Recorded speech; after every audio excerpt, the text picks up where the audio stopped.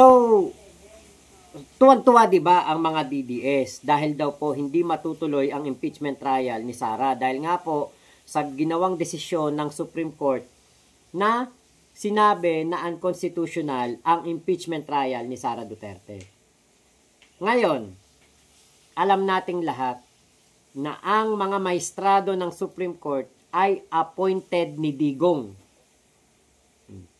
Hindi alam nitong mga DDS na ito na napakalaki ng epekto nito sa kaso ni Digong doon sa ICC at talagang posible na si Digong ay doon na magurgur, doon na ito mategi, doon na ito tatanda na magiging hukluban na nakabedridden na lang at hindi po talaga siya makakauwi na ng Pilipinas na buhay. Alam niyo po kung bakit. Panoorin muna natin tong balita na ito. The International Criminal Court Pretrial Chamber 1 grants former President Rodrigo Duterte's request to defer the decision on his appeal for interim release. In a filing made public on Wednesday evening, July 23, presiding Judge Julia Antonella Motok says the request was granted by majority until further action is undertaken by the defense or until the chamber deems it appropriate. The document states majority of judges noted that interim release proceedings may exclusively be triggered by the person subject to a warrant of arrest. They note the suspect reserves the right to submit a request for interim release or not at any point in time pending trial. Despite this, the ICC Pretrial Chamber 1 maintains that the present decision shall not be interpreted as prejudging any matter to be determined in the context of the proceedings related to Duterte's appeal. The prosecution earlier asked the chamber to reject Duterte's defense lawyer's request. The prosecution argued that the defense chose when to file its urgent application for release prematurely. Duterte's legal team asked the pretrial chamber 1 to hold off on their request for the former president's interim release until such time as the defense has assembled all information necessary. Duterte's counsel Nicholas Kaufman claimed the defense team had faced delays and obstacles since May. Kaufman also said that they received some results only a few days ago. He maintained that the prosecution team mischaracterized an undisclosed material as incomplete and should not consequently be relied upon. However, the prosecution countered this, saying that the defense's submission is incorrect. In June, Duterte's counsel appealed for his urgent interim release. The defense said an undisclosed government had expressed advance and principled agreement to receive the former president. Duterte is under the custody of the ICC over crimes against humanity charges in relation to his administration's brutal anti-drug campaign. Ayan. So, pinagbigyan po ng ICC ang request ng kampo ni Digong na ipagpaliban ang desisyon sa interim release. 'Di ba? Pinagpaliban kumbaga kinatigan ng ICC ang request ng kampo ni Digong o nung abogado. Pumayag ang ICC. O sige, saka na lang natin desisyonan ang kanyang interim release. Alam niyo po, nakasama yan. Ito kasing hindi naiisip ng mga bobong DDS. Nakasama po ang pagka-delay ng desisyon na yan sa interim release. Alam niyo po kung bakit? Kasi po, dahil sa hindi matutuloy ang impeachment trial ni Sara Duterte, or nagdesisyon ang Korte Suprema natin na unconstitutional ang impeachment trial ni Sara Duterte, ibig sabihin po nito,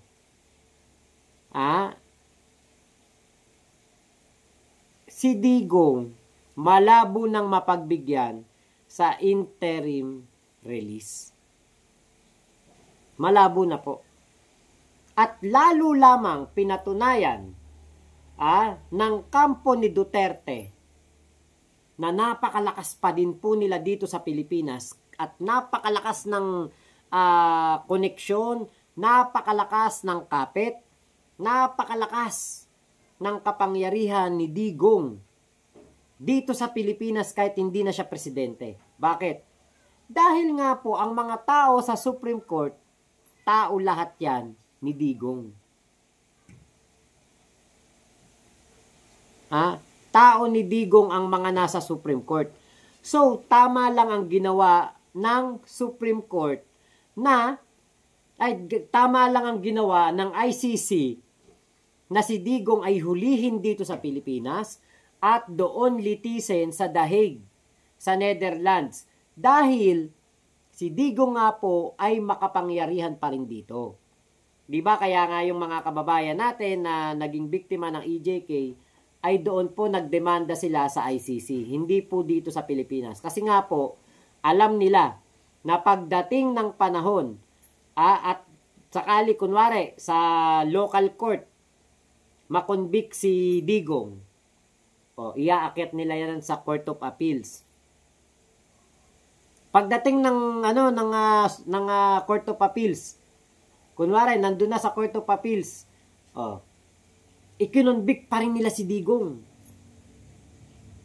Etong kampo ni Digong, iaakit nila yan sa Supreme Court. Pagdating sa Supreme Court, para lang din katulad nung nangyari kay Sara Duterte yan.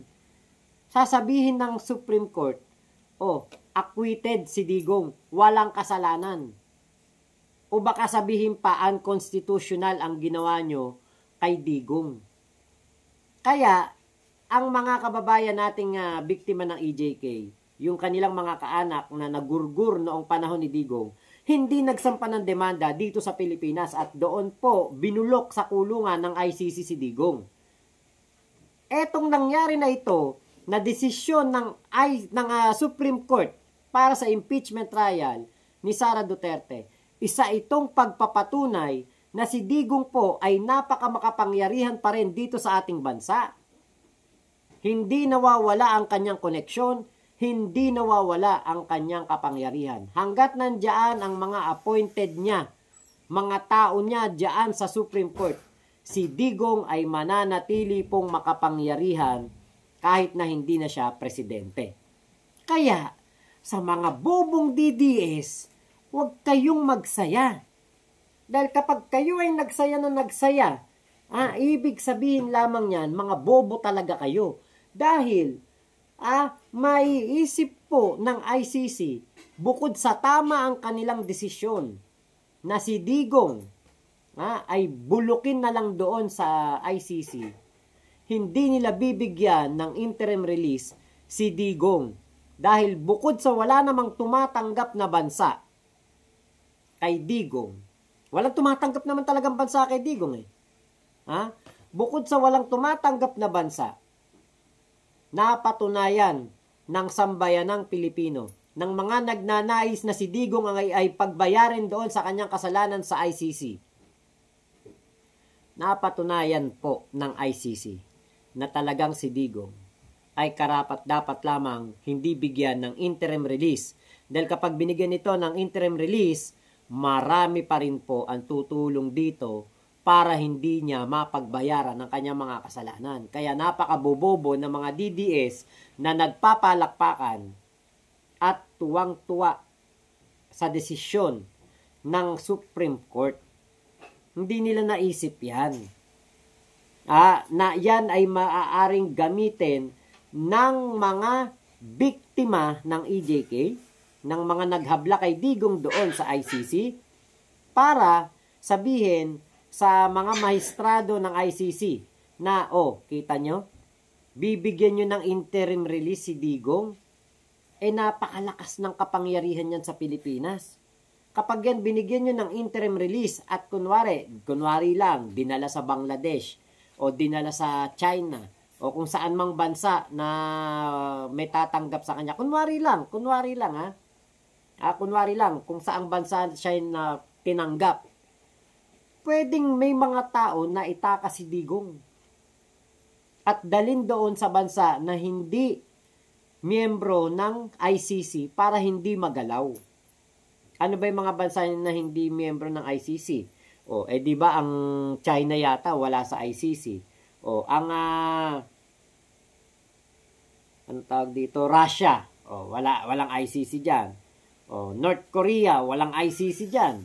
Di ba? Baka doon dalhin etong si Digong. Tapos itatakas doon na. Hindi na talaga mapaparusahan si Digong. At dahil po diyan, dahil namimiss namin si Digong, ito po ang aming bagong tuta. Si Digong. Ayan. Si Digong po ito. Ito po si Digong. Ayan. Pinangalan po namin sa kanya Digong. Lalaki to itong tuta namin na to. Ano po ito? Rare to. Itong tuta na ito ay isang rare breed ng puppies. Rare po ito. Ang ano po kasi kaya rare, may ano siya, may lahing Shih Tzu, may lahing Saint Bernard, may lahing Dalmatian, kaya siya may mga batik-batik na ganyan. May lahing Pitbull, may lahing Labrador. At marami pa siyang lahi. Mix talaga ng mga imported na na aso. Kaya po ang kanalabasan, askal, parang si Digong. Ayan, si Digong, meet Digong. Ayan, ito po si Digong. O, sige na Digong, balik ka na doon sa kulungan mo. Ate Darling June, ayaw mo ng baste, Lods? Ay, ayoko ng baste. Duwag Eto si Digong ang tapang. Meron kami ditong si Bambi, inaaway nito. Si Bambi, 2-year-old na. Eto, 1 buwan at kalahati pa lang na tuta. Oh, tingin pa lang digong na matapang lang bunganga. Pero duwag. Si Digong inamon ni Walde Carbonel inamon ni Digong si Walde Carbonel ng barilan, hindi pumunta. Ganun din yung si Baste, hindi rin magpapakita 'yon. Ayan sabi ni Moon Clive, kapag sobrang panatiko talaga sa mga Duterte ay nagiging tanga-tanga na din. Mga engot po talaga yung mga yan Elizabeth Napisa, no to interim release that might people to rage more even in a wrong way. Hindi po mabibigyan lalo ng interim release si Digong dahil po sa sinabi ng Supreme Court na unconstitutional ang impeachment ni Sara. Okay, bobo talaga DDS. Kaya nga po kanina, may nagko-comment dyan, tuwan-tuwa siya. Si Digong, si Sara, unconstitutional ang kanyang impeachment trial. Hindi niya alam. Pwedeng gamitin sa interim release ni Digong yun. Dapat lang wag nang bigyan ng interim release. AC, tama lang ginawa ng mga biktima na sa ICC nagdedemanda. Tama po. Okay, wow, ang cute. Opo, cute po talaga tong si Digong. Ayan, Moon Clive, dito kasi sa Amerika madaming mga aso kung nakikita. Ate Darling June, kapag si Baste lumaban ng boxing kay General Torre, Baste ipapangalan ko dito. Kasi matapang pa kahit papaano. Ate Let Reyes, bad day for the Filipinos. Hindi po ate. Bulok pa rin naman sa kulungan si Digong Ba't laging bad day for the Filipinos yun? Diba? May kapatid ba yan? Ay ate Janet, nako marami po tong kapatid. Kaya lang, isa lang ang napunta sa amin. Bigay lang kasi to sa amin meron po kami dito, meron po kami ditong isang askal din na buntes. Ayan mo pag nanganak, gusto mo ba bigay ko lahat sa ituta? Ito si Bambi. Bambi. Tara dito Bambi. Dito. Ito si Bambi, pang circus to, talented to ito si Bambi. Ito, laki-laki nito si Bambi. Kaya lang, napangalanan na to ng Bambi. Sara sana ipapangalan ko dito inaaway to ni Digong. Ang laki-laki nito, pero inaaway to ni Digong. Ayan kinakagat ako ni Digong Digong, wag mo kagatin. Uy, wag mo kong kagatin. Ba't kinakagat mo ako? Nakagat yung pa ako. Her husband leaving 10 children behind. Then Cap said it was mistaken identity. Diba? Ate Elizabeth Napisa. Kaya doon niya na doon niya na demanda sa ICC. Kaya hindi munlad ang Pilipinas dahil hawak lahat ng makapangyarihan. Yun nga po. Darling June, ang galing ng Supreme Court tinaon talaga na Friday at before zona pa talaga. Opo. At Let Reyes, di bali on the way na ICC warrant for Sisa, Sara Lustay, Kawatan, Kalbobo at Bongoloid. Yan nga, ayun, magja-jamming sila doon, magkakasama-sama po sila sa kulungan, silang 3. 4 pala, kasama si Digong. Ate Janet, sige, chat-chat po tayo. Ate Moon Clive, lahat na lang control, pati Supreme Court, Highs, Pilipinas, ano na ba nangyayari? Yun nga po eh. Ate G, hello po Oh, God first sa lahat ng ating mga katropa pips kay Yorme Isko Moreno. Actually, napanood ko kanina yung live ni Yorme.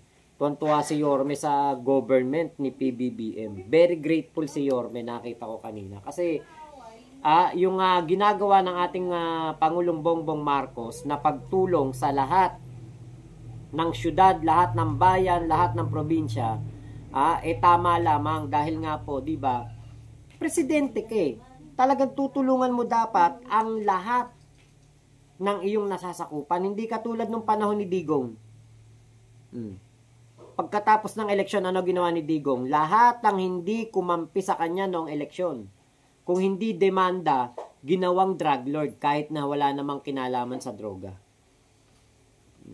I did voted din si Yorme noong 2022 presidential election. Naku, God first pala natin to eh.